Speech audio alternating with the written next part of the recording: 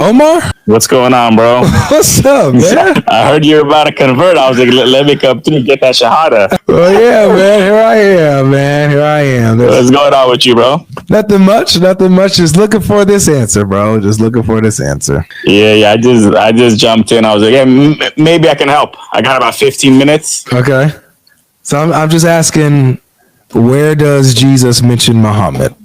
Because the Quran says he does. So if somebody can show me that, I'll consider Muhammad to be an actual prophet. Okay, where does Jesus mention Muhammad? Yes. By name? The Quran says by name. So, but I'll allow even a description, name, description, whatever. I think you have to stipulate to a description because the Old Testament doesn't mention Jesus by name, so it should be by description, right? But the Bible, the New Testament never says you'll find Jesus by name in the Old Testament. The Quran says you'll find Muhammad by name. Ahmed. Yeah. No, you'll find Ahmed. Naam. Yeah. That's a good point. I would probably give you the Deuteronomy 33, 1 through 2, the one I've given you before. I said Jesus, bro. Oh, Jesus himself mentions Muhammad by name? By name or description. Okay, I don't know. That, I would say, John, I would do the paraclete.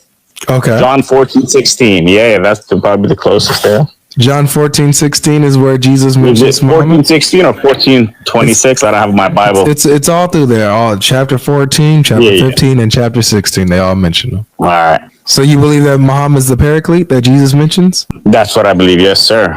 100%. That's what I believe. Yeah. I don't believe in general that like the Holy Spirit is, but I'm not saying the paraclete is the Holy Spirit, but for the paracletos in this verse, that is Prophet Muhammad for sure. Okay. And so when it says, so just to be clear, so you believe that Jesus said that this is a prophecy from Jesus about Muhammad 100%. At least this part is the truth. Exactly. So then this is part of the Injil? And I will ask the Father, and he shall give you another paracletos. He may stay with you forever. Okay. So it is actually in the Injil that Jesus is the Son of God? Yeah. Oh, you got a low bar. You got back. The Son of God part. It says that in this verse? Yes.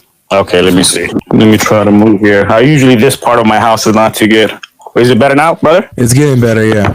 You got 2 bars now. Okay, yeah. So I wasn't aware that it says Son of God in that verse, but he calls him Son of God. He calls him his Father. He says, "I will ask the Father, and He will give you another helper." Yeah. Right. In my name. Okay, yeah. So I would answer that with basically saying, what did the Son of God mean to them in 1st, 2nd century? Well, does that matter? Is Allah the Father of Jesus in any way? He could, in the correct sense, the Father, the originator, if that's how you use it. Back then, could have been a name that Allah used. Is a mother an originator? Not like the Father, not like the creator. What do you mean not like I didn't say like the Father. Is a mother an originator? In the sense that like she has like babies and kids, yeah, but not not in the masculine sense, the creator. Masculine sense. I got some hate in the comments. But yeah, I mean, so when we talk about it, I'm sure you guys will agree with us, like with the Bible and the Quran, how you guys why you guys say He, right, for the creator of the universe, stuff like that.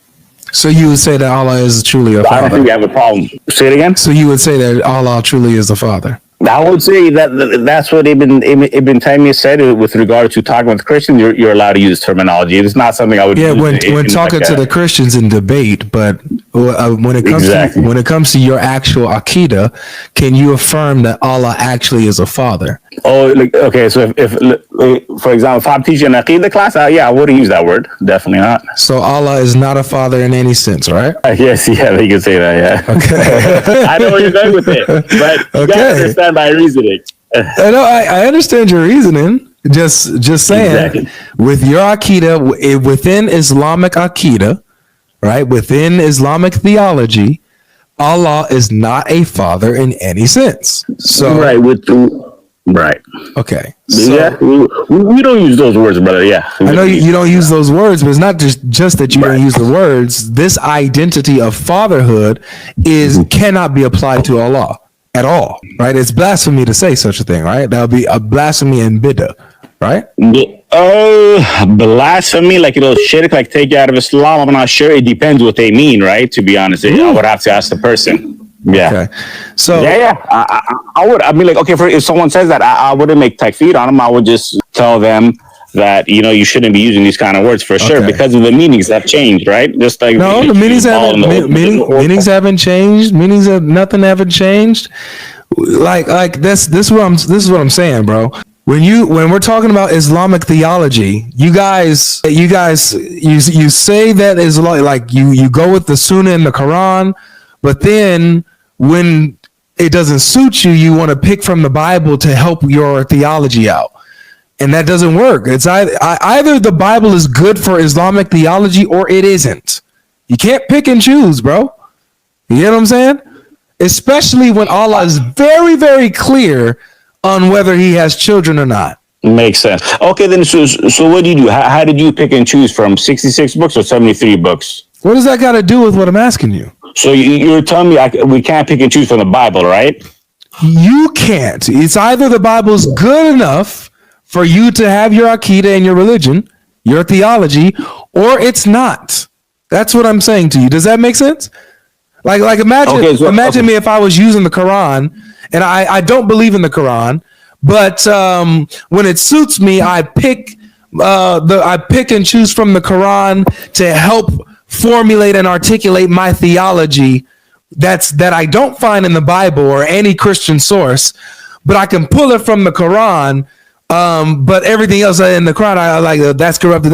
Oh, this actually I can work with this, so this can actually fit my theology. You see how dishonest that is? A little bit, but Christians have been doing it for centuries. There's not a single Christian that has ever used the Quran as a source of theology. Would you agree? Yeah, that's fine. But I'm saying, okay, so for example, for Christians have different Bibles throughout the years, is what I'm saying. So how do you do you understand the difference that we're talking about here? Yeah, you're saying within the Quran because we're two different religions. So exactly. So going over Christian sources, whether they're inspired or whether they're just historical and good for reading in the church, that's within Christian paradigm, right?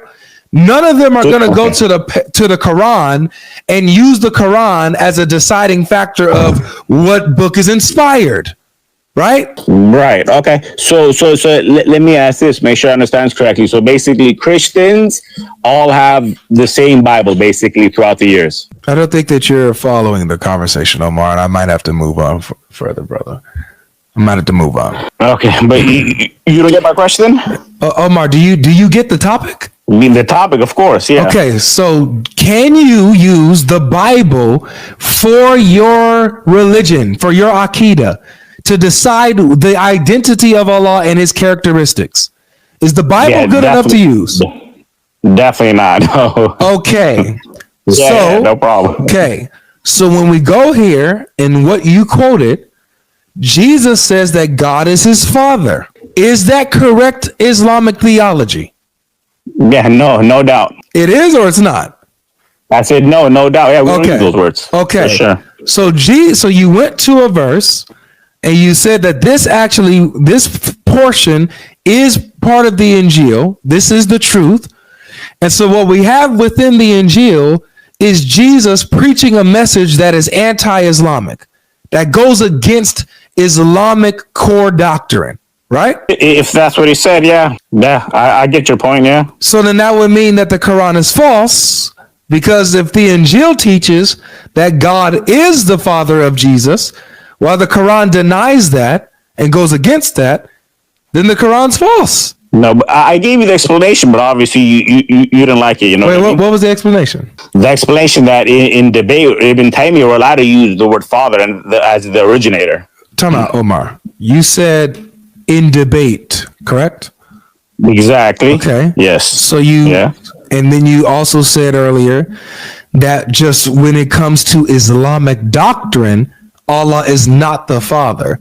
But if you're debating with a Christian who refers to God as father, you can use the term father in referring to Allah in debate with a Christian, so you guys know what you guys are talking about. Okay, beautiful. But when okay. you do that, you're not affirming that Allah actually is the Father, right? We are not exactly. Okay. Yeah. So here, Jesus, we're not in debate. Jesus here is actually identifying God as the Father, which in Islam is wrong to do doctrinally. Correct? Okay. Is that correct? Yeah. Okay. My specialty is Old Testament, anyways. I rather take you there with this way. This was a little confusing. Yeah. Okay, but There's nothing confusing about this, bro. Look. I will ask the Father. Yeah. Yes. But remember, we don't get our Aqidah, so this is just proving we already have enough information to prove that Isa al-Islam is the son of Mary. We have more than enough. That's not the point, Omar. The point is I get your point. You're talking about Islamic theology, right? You're saying doctrine and Aqidah. Yeah, but I'm saying we're not basing our Aqidah off the Bible. We're just showing you guys this is where Jesus spoke about another paraclete. Right. So I exactly. Yeah. If this is true, which you said it is, where Jesus is talking about Muhammad, another helper coming, Lord forgive the blasphemy, but another helper coming, you're affirming that Jesus's message in this portion where Jesus says that God is his Father. So you're affirming this message that God is the Father of Jesus, which as a Muslim, you could never affirm Islamically. You couldn't. You can't do it. In the correct sense, you could affirm it, brother. It's basically how it ended like that. I would answer it. How many times you gonna flip flop on that, bro? In the correct sense is how I would say it. Okay, so to be clear, I admitted to you that we don't use that terminology. No, I don't care about terminology. I care about is Allah that? Is that I know who Allah your favorite is? question. Yeah. So you're saying in the correct sense, Allah is the Father of Jesus, yeah? In the correct sense, yes. For our purpose of our debate, yes. This debate, we can say that. No, I have no problem saying it. Even time me the fatwa was there. It's very clear. You know. Then I would obviously argue. I don't know if they just. But Speaking Muslim, you there? If we can trust the Bible exactly word for word. What do you think? So I'm going to say it like this. You want to know my final analysis? Yeah. So straight up, my final analysis on who wins the argument on Muhammad being mentioned in the Bible will depend on your paradigm. So if you start within the Christian premise that the New Testament is accurate and final, and ultimately your Christian argument is going to win because it's scripturally and canonically consistent. But if you go outside of Christian textualism, you evaluate who fulfilled the description itself, then the Muslim argument becomes more powerful. So for example, he was sent after him, Muhammad, right? Speaks only on what he hears, Quran 53:3-4. Guide to all truth, Quran 5:3. Rejected by the world, praise and glorify Jesus as the Messiah, known and recognized by all humans. Muhammad fit all those descriptions, right? So if we go back, we can look at the Christian claim, of course, right? They're going to say Parakletos is in every single manuscript, right? And it's never been a Parakletos, which is what Razi was like arguing for. So, if you focus on different authorities, like you appeal to different authorities, on some cases the Christian view is stronger, and then in other cases the Muslim view is stronger, right? So if you only focus on textual manuscript, then of course you're going to fall for the Christian view every time, because that is what the manuscripts show and say. The argument from the Muslim is going to come down to, well, those are manuscripts written later on, right? And they had a strong oral tradition. But guys, it's not clear, like in any case, if you're relying solely on the evidence, you have to appeal to your faith, and you have to either believe in the Quran or believe in the New Testament. And it's so difficult for us this many years later to try to say we're going to get to a definitive point in the argument. I mean, it sounds like a cop-out, but that's my answer. Okay. All right. So, yeah. So where we're at right now is where Jesus is preaching a message that a new comforter is coming, and the Father is going to give him, and Jesus as well. Both of them are going to send this comforter. By the way, do you believe that, Omar? Do you believe that Jesus and the Father sent Muhammad? No, I don't. Oh, well, that's what he says. He says the Father. Oh, he says the Father will send him, and he also says that he will send him. And I will ask the Father, and he shall give you that's the verse that I usually read. Yeah, and then also another verse? There's also John 15:26, where he says that I will send the Spirit of truth from the Father. He says I will send him. It also says that in John 16:7, he says if I go away, I will send him. So we have both the Father and the Son sending the Spirit, or sending the Helper. Do you believe that both of them sent Muhammad? I'll have to look at the notes. I've actually heard this before a couple years ago. Some on it on the Greek and the connection of it. And then I went over with one of your friends. I'll say inconclusive.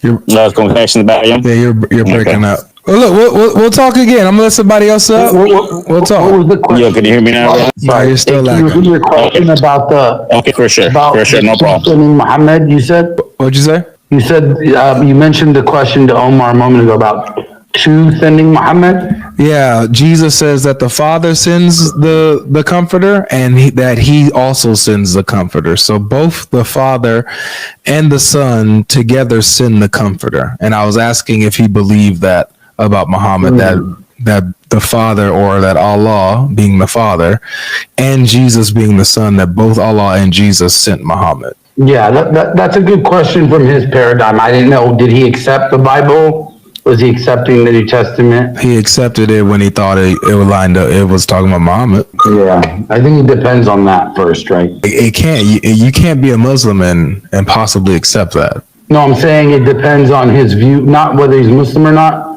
whether he takes the New Testament as authentic over him, and if he's conceding that it's the Injil, like if he made the argument, this is the Injil, right? Mm-hmm. Sure. Well, about what you appeal to. You gotta start from the front, man. It's all about framing the case. He's a Muslim, so you can't affirm something that directly goes against Islamic doctrine. That's my point. You should not. But then arriving at what Islamic doctrine is seems to be the question. That is, yes. Ain't that crazy?